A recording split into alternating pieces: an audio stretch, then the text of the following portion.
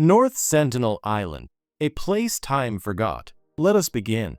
Far away, across warm blue waters, beneath a sun that moves slowly through the sky, there lies a small island, barely more than a speck on the map, yet steeped in mystery.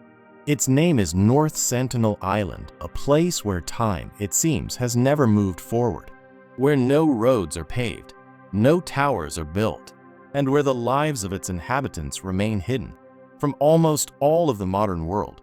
This is not a place you can visit, not because it is dangerous, though some might say so, but because it does not wish to be visited, and perhaps because it is better that way. Tonight, we walk in thought, not in footsteps.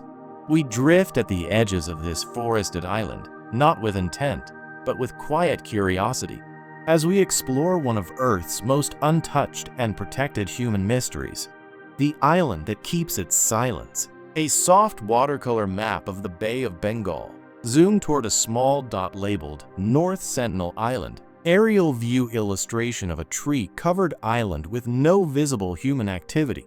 Gentle blue water animations, sunlit skies. In the eastern reaches of the Indian Ocean, part of the Andaman Islands archipelago, lies a landmass only a few square kilometers across. From the sky, North Sentinel Island appears like many others in the region, thick with green jungle, edged in golden sand, and ringed by shallow reefs that gleam turquoise from above. But unlike most tropical islands, this one carries with it an invisible border, not marked by fences or signs, but by the air of mystery and a long history of quiet refusal. The Sentinelese people, the island's inhabitants, are thought to be among the last uncontacted tribes in the world. They live without electricity, without phones, without roads or written language. They live as they have lived for thousands of years. And they have made one thing very clear. They do not want outsiders. From time to time, modern vessels have drifted close to its shores. Some have sent explorers, others missionaries. But again and again, the answer has been the same. Arrows loosed toward helicopters. Warning gestures from the tree line. A silence that demands its distance. For most of us, that would be the end of the story. And in a way, it is. Because there is very little more we are allowed to know. Life without us. What is life like on this secretive island? There are no photographs from the ground, no videos, no maps of footpaths or homes. And yet, through respectful observation from afar, anthropologists have pieced together careful theories. The Sentinelese likely live in small groups, in huts or lean-tos built from wood, palm leaves, and thatch. They hunt with bows and spears, fish along the coral reefs, and gather fruit from the forest. Fire is known to be part of their lives. Whether discovered or preserved across generations is unknown. What they believe, what they fear, what stories they tell beneath the moonlight, we can only imagine. But one thing is almost certain. They are not primitive. They are simply separate, living with the land, in patterns that have worked for them for centuries beyond memory. Anthropologists believe the Sentinelese may have lived in isolation for over 60,000 years, protected by the sea and by their own firm boundaries. While we often view history as a story of progress, of invention, expansion, exploration, there is quiet power in refusal, in choosing not to take the path we took, and in staying still while the rest of the world moved. The attempts and the warnings. Though today North Sentinel Island is legally protected, off-limits by decree of the Indian government, this was not always so. In the 19th century, British colonizers attempted to study the tribes of the Andamans, sometimes forcibly removing individuals for observation. A young boy and girl were once taken from the island and soon fell ill. They were returned, but only after this trauma and disruption. In the decades that followed, Indian anthropologists attempted peaceful contact. They brought coconuts and gifts, left them on the beach, and backed away. Sometimes the gifts were taken. Sometimes the island remained still. But in 2006, 2 fishermen were killed after their boat drifted too close to the island. In 2018, an American missionary attempted to visit illegally. He too was met with arrows and did not return. These tragedies are solemn reminders that North Sentinel Island is not ours to claim, and perhaps never was. It is protected now, not only by its inhabitants, but by law. Indian naval patrols monitor the waters. The airspace is restricted, and the Sentinelese are allowed to live, as they always have, in peace and in privacy. The quiet wonder, as the world becomes ever more connected, with satellites circling above, signals dancing across continents. There is something deeply humbling about a place untouched. We cannot photograph their rituals. We cannot translate their language. We cannot scroll through their stories. All we can do is wonder. And maybe that's the point. Maybe not every mystery must be solved. Maybe some places are sacred not for what we know of them, but for what we are not meant to know. So let us leave the island now, not by force or invasion, but gently, with respect, with gratitude that such a place still exists, and with the quiet thought that somewhere out there, beyond the waves, time has not yet moved on. Surtsey Island, a bourne in fire, reserved for silence. Tonight, we travel again, not to a place forgotten by time, but to a place where time itself began not so long ago, where land rose from the sea, in fire, smoke, and silence. This is Surtsey Island, not ancient like North Sentinel, but young, just a child among the world's many islands.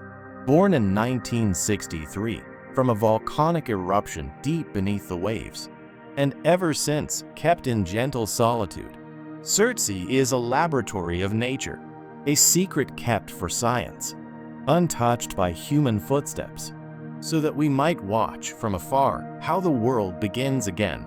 We drift now toward its black shores, but do not land. We only observe, softly, from the clouds, from the pages of quiet research journals, from the hush of distant memory. The day the sea caught fire. The year was 1963. Off the southern coast of Iceland, in the cold Atlantic, something unexpected began to stir. Fishermen reported strange clouds in the distance. Not storm clouds, but dark plumes rising like steam from the sea itself. At first, no one knew what it was. But then, the water boiled, the sea hissed, and the earth gave birth. Beneath the ocean's surface, an undersea volcano had erupted. Molten rock poured out with slow fury, building up beneath the waves, layer upon layer, until it broke the surface. A new island had been formed.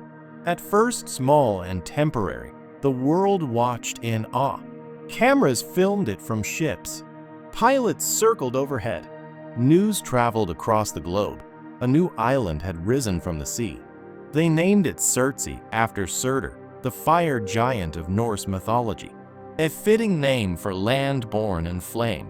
But unlike other places of sudden geological birth, Surtsey was left alone. No tourist docks were built. No settlements sprang up. Instead, Iceland made a quiet decision. This place would belong to nature and no one else. The garden begins again. No one was allowed to settle. Only researchers could visit, and even then with strict limits. Boot prints were minimized. Nothing artificial was left behind. They came not to change Surtsey, but to watch her, to witness the slow, quiet miracle of new life. At first, the island was black rock, jagged, barren, ashen, but soon, nature began to speak. Seabirds, gulls, mostly, came to rest. Their droppings enriched the soil. Seeds carried by wind or water or caught in feathers began to take root. Mosses, liverworts, a lonely sprig of sea rocket by the 1970s, the island was growing green. A delicate, shy green, like paint on a rough canvas. And then came the puffins, bright-beaked, curious, nesting in the cliffs. They brought more nutrients, more seeds, a rhythm, a pattern. a colony. Each year, the researchers returned, and each year, Surtsey had changed. Not drastically, not loudly, but slowly, beautifully, naturally, like a lullaby repeated softly, until something new grows from the silence. The island we cannot touch. The story of Surtsey is not one of exploration, but of restraint. Since the island's birth, it has been protected more carefully than almost any other piece of land on Earth. Visitors are almost entirely banned. Only a few scientists per year, those granted special permits, may land. They bring nothing that could interfere. They take only notes and quiet measurements. Even human waste is forbidden from remaining on the island. Researchers are required to leave no trace, not even a crumb. In 2008, UNESCO declared Surtsey a World Heritage Site, not for what it is now, but for what it promises. A glimpse into Earth's slow rebirth, unspoiled, unshaped by our hands. There have been occasional breaches. Seeds from fast food tomatoes once sprouted there, carried unknowingly in waste, but they were quickly removed. Surtsey must remain pure. In a world of highways and cities, of constant construction, here is a place where we chose not to build, not to own, not to colonize. Instead, we watch, we wait, and we wonder. What we learn by waiting. What can we learn from a place we cannot visit? Surtsey teaches us not only about volcanism, ecology, biology, but about patience, about humility. It reminds us that nature has her own rhythms, and that when we step back quietly, we can witness something profound. It's a kind of magic we often forget, the magic of slow things, of gentle observation, of a world that moves, not at our speed, but at its own. Tonight, Surtsey still rests in the ocean, windswept, alive with birdsong and moss, untouched. We may never set foot there, but that's okay. We don't need to touch something, to be moved by it. So let us leave now, floating slowly away, grateful that somewhere in the sea, a quiet island dreams. Area 51, the desert's shadow, in the heart of the Nevada desert. Among salt flats and sun-bleached rocks, there is a place the maps once refused to name. A place of silence, of questions, of long shadows stretching across dry ground. They call it Area 51, but the name is newer than the desert that surrounds it. This is not the story of flying saucers or flashing lights. Not tonight. Instead, we explore what it truly is, a quiet chapter of Cold War history, written in whispers and desert wind. We won't unlock its secrets, but we'll walk softly beside them and find that even the most secretive places have stories to tell. A desert with no name, long before it was called Area 51. This stretch of land belonged to the desert, vast, quiet, undisturbed. It lay nestled between dry mountain ranges, a pale patch near Groom Lake, a salt flat, long dried from ancient water. Nothing but sand, silence, and sky. In the 1950s, as the Cold War deepened, the U.S. government began looking for a place, a remote place, a place far from cities, far from cameras, to test the tools of the skies. They found it here, far from everything, quiet enough for secrets to stay buried, flat enough for aircraft to rise from the earth. The facility built there had no public name. It was known in government papers by code, Watertown, Paradise Ranch, eventually, Area 51. It didn't appear on civilian maps. Even its airspace became forbidden, and the desert, once still and empty, became quiet in a different way. A silence made of intent. The flight of shadows. What happened inside Area 51? For decades, the answer was simple. We did not know. But today, some of the stories have emerged. Not from fiction, but from declassified files and quiet interviews. Here, in the middle of nowhere, engineers tested some of the most advanced aircraft ever conceived. Planes that had to fly faster, higher, and quieter than ever before. The U-2 spy plane, built to soar above Soviet radar, was tested here. Its long, delicate wings carried cameras over hostile territory, photographing missile silos from 70,000 feet. Later came the A-12 Oxguard, an aircraft so fast and sleek it could outfly almost anything. And then the SR-71 Blackbird, a jet cloaked in mystery with edges designed to evade both radar and the human eye. These planes were not science fiction. They were real, and they lived first in the shadows of Area 51. To test them, pilots trained in extreme secrecy. Flights were scheduled at strange hours, often at dusk or dawn, and all was watched, measured, noted, then erased from sight, even to those working nearby. The base was a rumor, a whisper in the wind. Whispers and watchers. Rumors began to spread of lights in the sky, objects that moved too quickly, glowing shapes above the horizon. Some believed they saw UFOs. Others were watching the birth of stealth aircraft, still unknown to the public. In the late 1980s, a man named Bob Laza claimed he had worked inside the base, on technologies not of this world. Whether his stories were fact or fabrication, they fed a fire of fascination. But Area 51 remained silent. No press releases, no confirmations, just fences and sand.and stars overhead. In 2013, the CIA publicly acknowledged Area 51's existence for the first time in a document obtained through the Freedom of Information Act. It described the base not as a home of extraterrestrials, but as a Cold War testing ground. Still, for many, the questions remain, and in that uncertainty, the legend only grows. The meaning of a mystery. Area 51 is not a tourist site. You cannot drive through its gates. You cannot peek through its windows. You can only stand miles away and wonder. In some ways, that's what makes it powerful. It reminds us that there are still places we do not fully know, that even in a world of satellite imagery and live streams, some spaces are kept in shadow. And maybe that's important, not because of what we might find, but because mystery has value. Silence has weight, and a desert can still hold its secrets. So tonight, we drift above the Nevada sands. We do not press further. We do not knock on locked doors.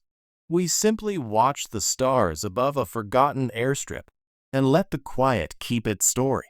Poveglia Island, the silent island of sorrows. There are islands that are known for beauty, for sunlight, for laughter, for welcome.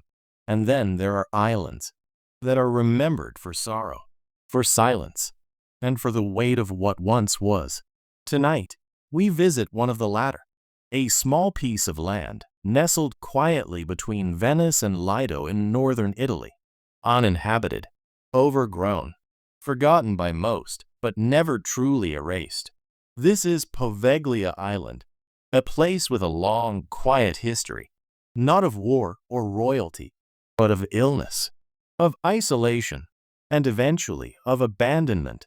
But our story tonight is not a horror story. It is not told with fright or drama. We tell it with gentleness, with the dignity of remembering, even the places we were taught to forget. Let us set our boat upon the calm water and drift to the island of sorrows, a quiet patch of land. Watercolor map of Venice slowly zooming to a speck of land. Dreamlike sketch of calm lagoon with a foggy island silhouette. Slow camera drift over reeds and mossy bricks. Poveglia is small, barely a whisper of land. Just 17 acres. Split by a narrow canal, like a vein through its center. Today, it rests in silence. Crumbling walls swallowed by ivy. Windows without glass.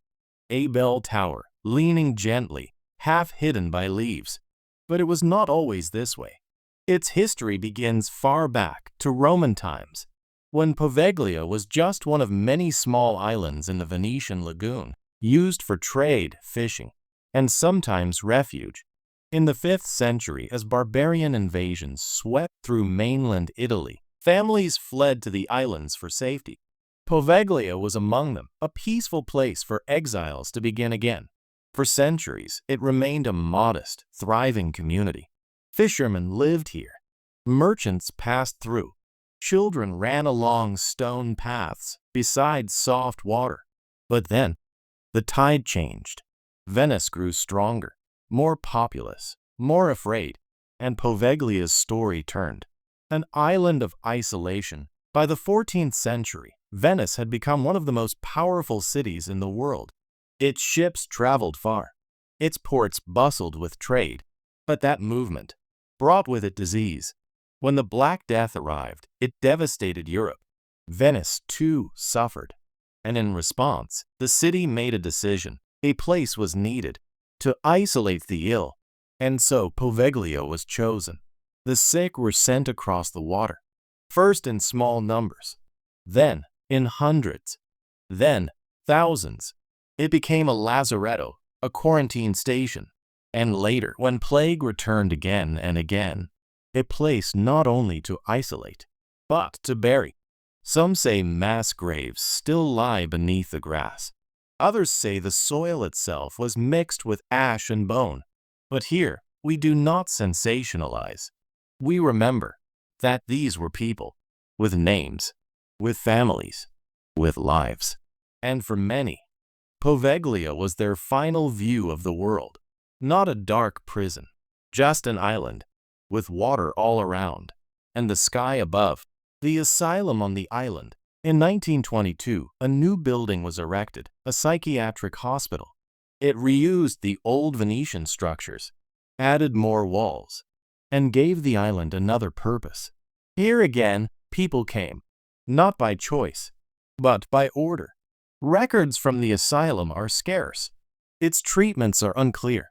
It functioned quietly, far from the city, until the 1960s, when it was closed. A story, a shadow. A rumor passed from boat to boat, from child to child, across the lagoon. Locals began to avoid it. Fishermen steered wide. Tourists never docked, not because of what was, but because of what might have been. Still, the buildings remained. The bell tower, once part of a church, stood as a quiet sentinel. Its bell was removed long ago, but some say they can still hear it on still nights. We, of course, do not chase ghosts. We only listen to the past, the silence that stays. Today, Poveglia is empty. The hospital decays quietly. The gardens grow wild. And the island, once chosen again and again for its isolation, remains alone. It is forbidden to visit without special permission, not because of curses, but for safety. The structures are unstable. The paths are overgrown. And yet, even in disrepair, there is beauty. Beauty in the ivy that reclaims stone, in the water that laps gently at the dock, in the silence that asks for nothing and tells only what it remembers. Poveglia is not a place of horror. It is a place of memory, a quiet grave of forgotten names, a history made of shadows and echoes, and sometimes that is enough. Mezhgorye, Russia's hidden town. Not all forbidden places are surrounded by walls. Some are shielded by silence.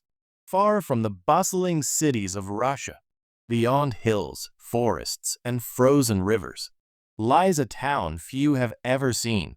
A town so private, it does not officially exist. Its name is Mezhgorye.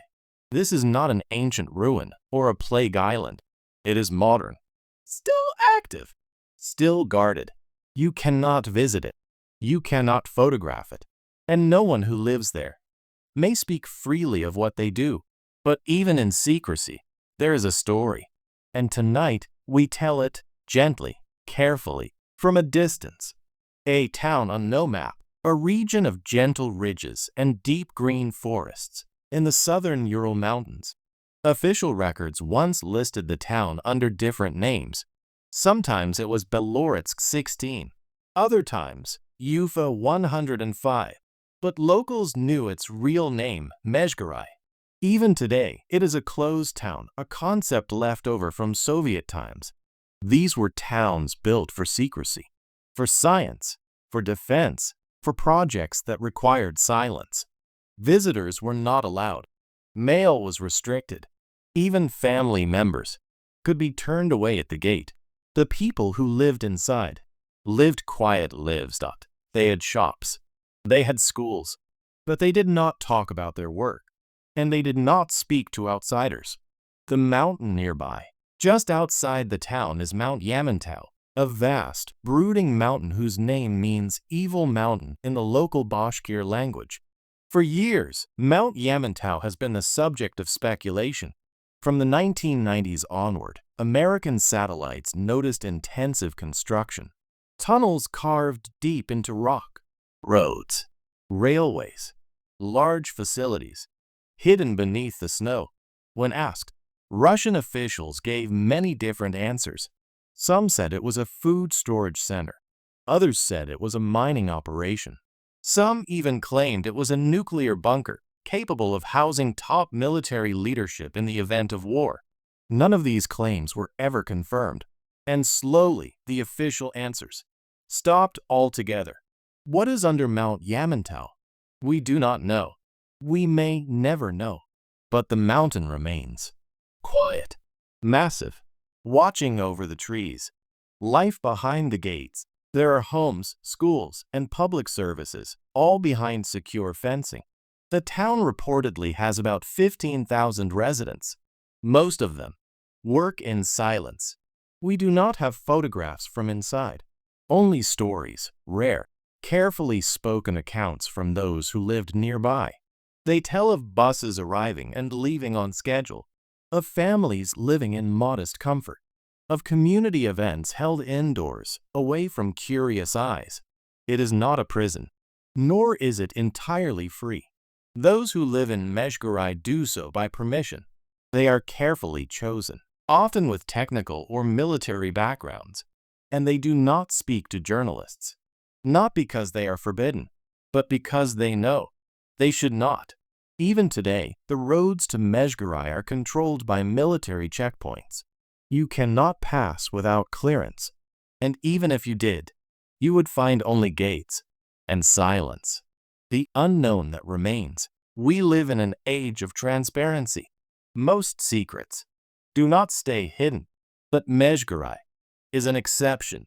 No one truly knows its function. Not even today. Is it part of Russia's strategic defense network? A nuclear command post? A deep underground facility for continuity of government? There are theories, but no proof. Perhaps. That is the point. Some places are designed never to be known. Some towns are built not for people to find, but for people to forget. And so Mezhgorye continues. Its gates still guarded. Its people still quiet. Its mountains still watching. It is not a myth, not a ghost town. It is real, and it exists, just beyond reach. North Sentinel Island, the island that resists time. Some places are quiet not because of isolation or politics or plague, but because the people who live there have asked to be left alone. Far off the coast of India, in the remote corners of the Andaman Islands, lies a small, forested island, about the size of Manhattan, fringed by coral reefs, sheltered by thick jungle, untouched by modern civilization. Its name is North Sentinel Island. But to the people who live there, we do not know what they call it. We do not know their language, or their stories, or even how they see the world, because they do not want to be known. And the world has mostly listened. Tonight, we sail quietly to the edges of this mystery, not to disturb, not to unveil, but to understand why some places are better left just as they are. A green island in a blue sea. North Sentinel Island is part of the Andaman and Nicobar Islands, a group of tropical islands governed by India. But while nearby islands have airports, roads, and towns, North Sentinel remains as it was thousands of years ago. It is surrounded by a shallow coral reef, making it difficult for large boats to approach. Its interior is thick with trees, no visible structures, no signs of farming or roads, just green and silence. The people who live there, known to outsiders as the Sentinelese, are considered one of the last uncontacted peoples in the world. Estimates say they may number between 50 and 200, but no one knows for certain. We do not go there to count, and they do not come here to be counted. A long history of isolation. Anthropologists believe they may have lived on the island for tens of thousands of years, possibly since the earliest human migrations out of Africa. Their way of life has remained unchanged. They live by hunting, fishing, and gathering. They build simple huts, use spears and bows, and make small canoes to travel the shallow waters near their island. But from the beginning, their answer to outsiders has been clear. They do not want visitors. The earliest known contact attempts began during British colonial times. In the late 1800s, an expedition briefly captured several islanders, 2 elderly people, and a few children. The captives quickly became ill. The adults died. The children were returned. And from then on, the Sentinelese have kept a watchful eye on their shores. Modern contact attempts. In the 20th century, there were more attempts to establish peaceful contact. Scientists and anthropologists, most notably T.N. Pundit, an Indian anthropologist, approached the island by boat, leaving gifts of coconuts, tools, and even mirrors. Sometimes the Sentinelese watched. Sometimes they vanished into the trees. And sometimes they raised their bows. Each time, the message was simple: do not come ashore.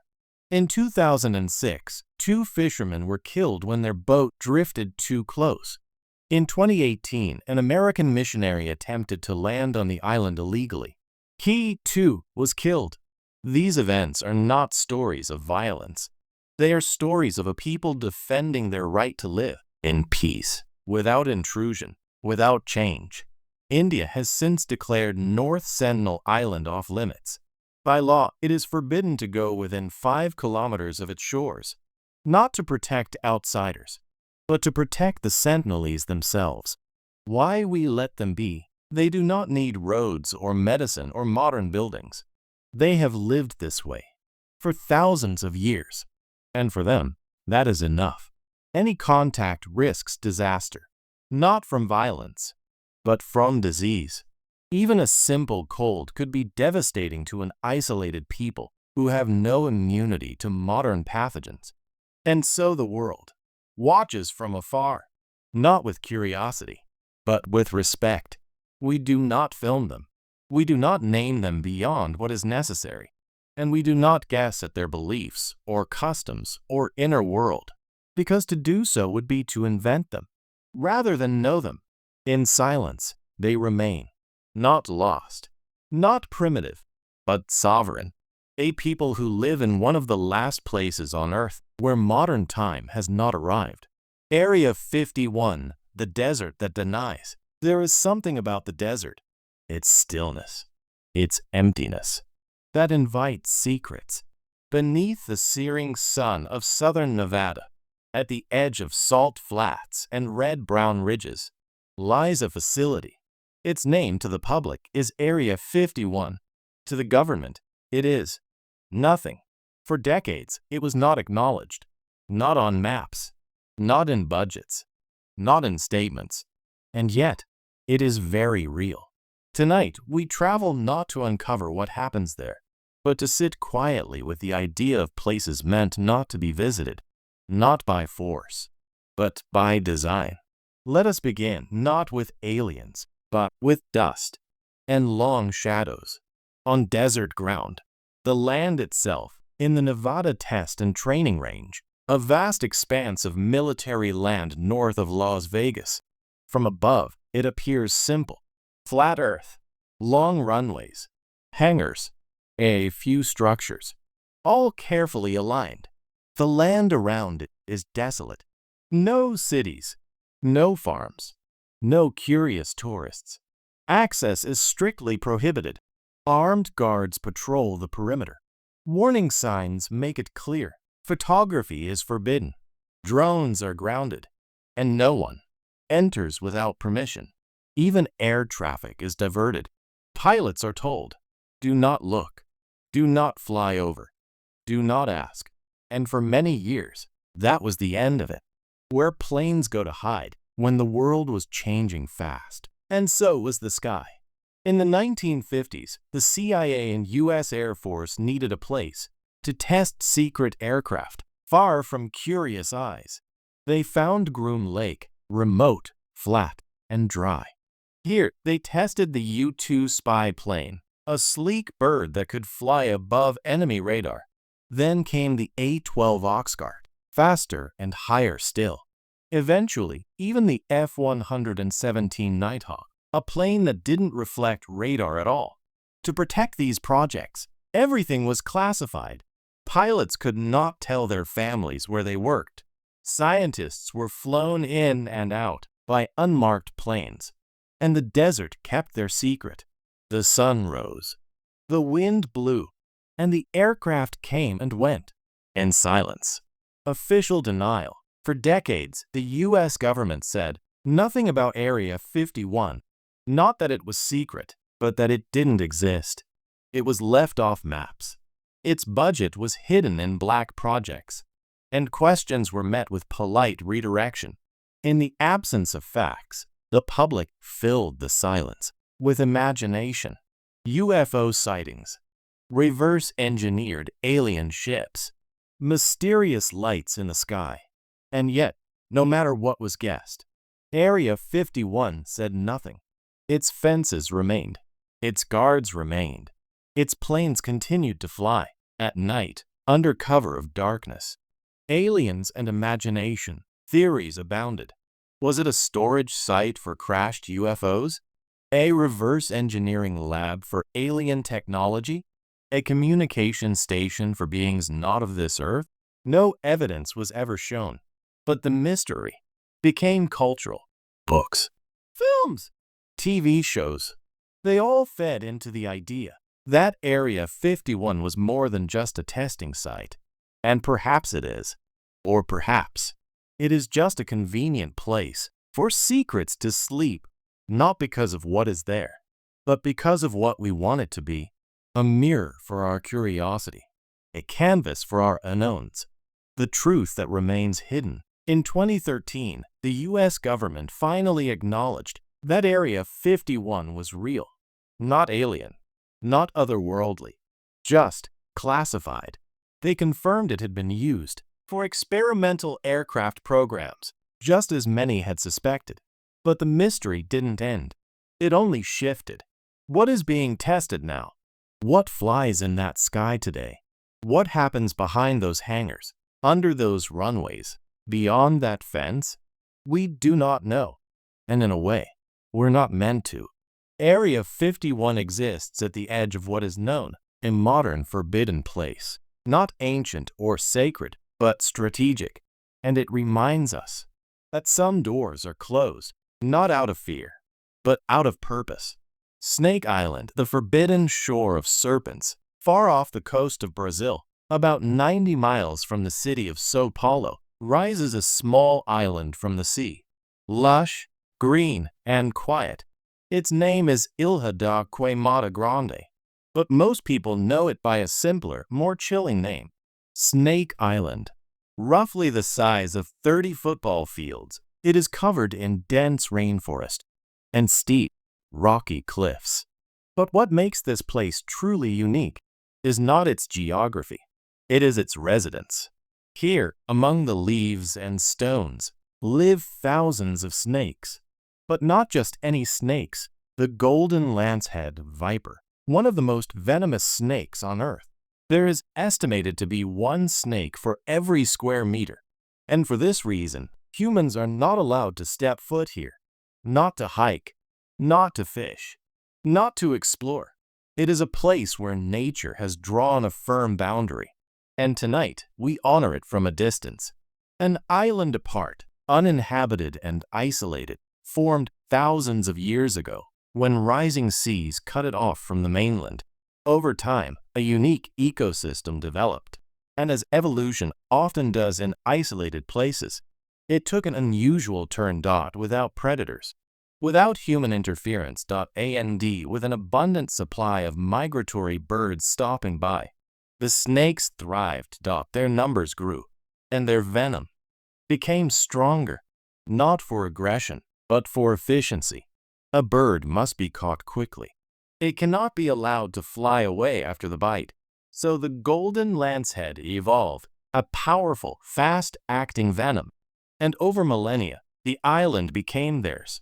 The golden lancehead, its scales shimmer in hues of gold and bronze, giving it a ghostly, sunlit appearance beneath the canopy. It is a pit viper, with heat-sensing organs just below its eyes that allow it to strike in darkness. Its head is broad and angular, like the tip of a lance, from which it takes its name. What makes the lancehead most feared is its venom. It is said to cause rapid internal bleeding, organ failure, and in some cases, death within an hour. However, attacks on humans are almost non-existent. Because humans do not go there, and the snakes have no interest in us. They wait, motionless, for the moment a bird alights on a branch, then strike with precision and disappear once more into the leaves. There is elegance and simplicity in their way of life. Why you cannot visit Snake Island is closed to the public. And for good reason. The Brazilian Navy has prohibited landings except for special scientific research with strict medical supervision. Even the local lighthouse, once staffed, has long since been automated. Legends tell of a family once stationed there who perished after being bitten. Whether true or embellished, the island's dangers are not in question. Even seasoned herpetologists tread carefully when allowed to visit. They wear heavy boots, long pants, and move slowly, because one wrong step could bring you face to face with the golden guardian of this place. And there are many. Some estimates suggest over 4,000 snakes live on the island, concentrated in just over 100 acres. It is not just a forest. It is a sanctuary for fangs, science, and protection. While the idea of Snake Island sparks fear, it also holds value. Researchers study the golden lancehead not to eliminate it, but to understand its venom contains unique proteins that may one day help develop treatments for heart conditions, blood clots, and other illnesses. By studying the snake's biology, scientists hope to turn danger into medicine. Even in this noble pursuit, caution prevails. Because the island must be preserved, not just for its snakes, but for the ecosystem they are a part of. It is a rare and fragile place, unchanged for centuries, untouched, unclaimed, untamed, and perhaps that is how it should remain. The stillness of the forbidden. There is something haunting and beautiful about a place that asks us to stay away. Snake Island is not evil. It is not cursed. It simply exists. It is a reminder that not all places are meant for human feet, that some places belong to the wind, the trees, and the creatures that wait in silence. From a distance, the island is breathtaking. A lush emerald rising from blue water, bathed in sunlight and sea air. But step too close, and the rules change. It is not a place to conquer. It is a place to respect. And sometimes, the wisest path is to admire from afar.